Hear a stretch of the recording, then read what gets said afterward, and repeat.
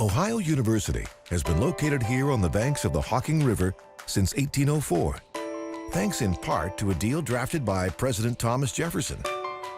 That deal, called the Northwest Ordinance, helped ensure that new territories, like Ohio, set aside land for universities.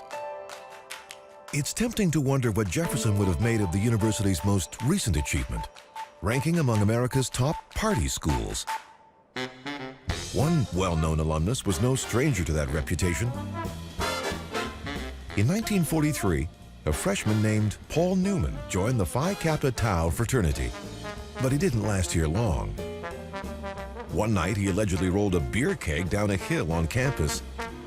When the keg crashed into a car owned by the university president, Newman was expelled. Before becoming a famous actor, Paul Newman then joined the Navy, hoping to become a pilot, but his dream of flight was dashed when he was found to be colorblind.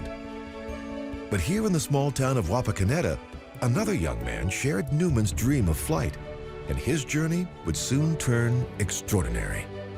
In 1944, a 14-year-old boy named Neil Armstrong and his family moved into this corner house. Gazing out at the night sky from his second-floor bedroom, the young Armstrong fell in love with the idea of flight. He got his pilot's license just 2 years later at the age of 16, even before he could drive. Armstrong flew for the Navy and worked as a test pilot for NASA before becoming an astronaut. On July 16, 1969, he and the rest of the Apollo 11 crew lifted off from Cape Canaveral. It was 4 days later, on July 20th, that Armstrong set foot on the moon.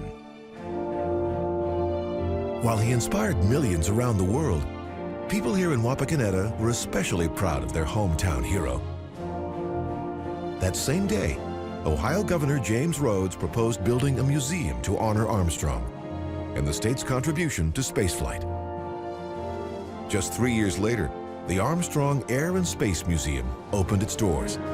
From the air, it looks more like a moon station than a museum. Inside is a Gemini capsule, a moon rock, and a simulator that gives visitors a chance to feel what it's like to land on the moon.